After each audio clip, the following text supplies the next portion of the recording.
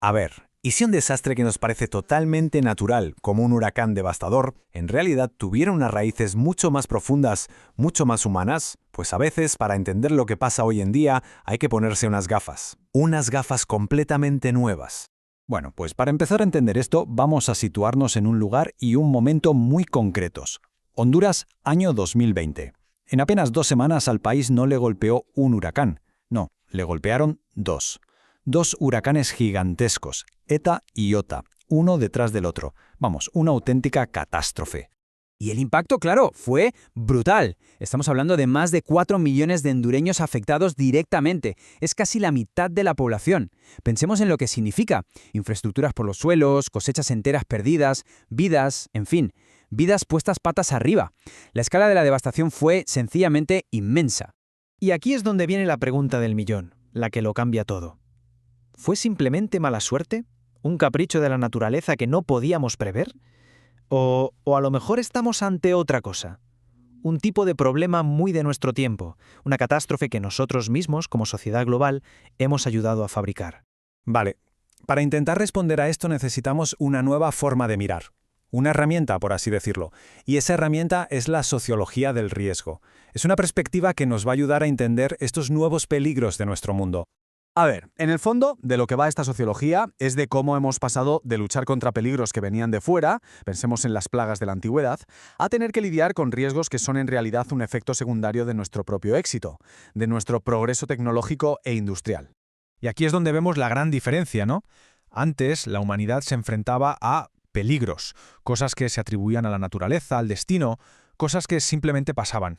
Pero hoy la cosa cambia. Nos enfrentamos a lo que se llaman riesgos manufacturados, o sea, creados por nuestras decisiones. El cambio climático, las crisis financieras, un accidente nuclear, todo eso nace de decisiones humanas. Y para entender todo este lío hay tres pensadores que son clave. Son como tres guías, cada uno con unas gafas distintas para ver esta nueva realidad. Hablamos de Ulrich Beck, Anthony Giddens y Niklas Luhmann. Empezamos con Ulrich Beck y esta frase suya que es genial. La pobreza es jerárquica, el smog es democrático. ¿Qué quiere decir con esto? Pues que los nuevos riesgos, como la contaminación, en teoría nos pueden afectar a todos por igual. Da igual si somos ricos o pobres. Pero, y aquí está la clave de todo, la realidad es que los más pobres siempre acaban siendo los más vulnerables. Beck, de hecho, identificó tres características principales de estos riesgos modernos. Primero, que son deslocalizados. No entienden de fronteras. El ejemplo de Chernóbil es perfecto para esto. Segundo, son incalculables. Es que es imposible saber qué consecuencias van a tener a largo plazo. Y tercero, y esto es muy importante, son no compensables. No hay dinero en el mundo que pueda arreglar de verdad un desastre ecológico. Vale, ese es Beck. Ahora vamos con Anthony Giddens. Para él, la clave del riesgo está en otro sitio, en que dependemos de sistemas globales supercomplejos que en realidad no entendemos del todo. Pensemos en las finanzas mundiales o en la tecnología. Confiamos en ellos, ¿verdad? Pero claro, cuando fallan, la vulnerabilidad se dispara para todo el mundo. Y por último, tenemos a Niklas Luhmann, que nos da una distinción que es fundamental. Para él, un riesgo siempre está conectado a una decisión humana. Si alguien decide algo, está asumiendo un riesgo. En cambio, un peligro es lo que sufren quienes no han decidido nada, quienes simplemente están expuestos a las consecuencias de esa decisión. Así que aquí vemos las dos miradas, ¿no? Para Beck, el riesgo es algo objetivo, es la contaminación real, la amenaza real que ha creado la modernidad industrial. Para Luhmann, sin embargo, el foco está en la decisión, es algo más subjetivo. La clave es quién decide y quién se ve afectado. Son, como vemos, dos maneras distintas pero complementarias de analizar el mismo problema. Muy bien, ya tenemos las herramientas, las tres gafas de nuestros sociólogos. Pues ahora toca volver a nuestro caso. Vamos a aplicar estas ideas para entender lo que pasa en Honduras de una forma mucho más completa. Vamos a empezar por la economía. Resulta que más del 20% del PIB de Honduras viene de las remesas, del dinero que envían los hondureños desde el extranjero. Esto, si lo miramos con las gafas de Giddens, es un riesgo manufacturado de manual. La economía de un país entero depende de la estabilidad de sistemas que no controla, como la política migratoria de otro país, por ejemplo. Y volvemos, claro, a los huracanes. Ya sabemos que el cambio climático, que es producto de la actividad industrial de todo el planeta, hace que estos fenómenos sean cada vez más bestias.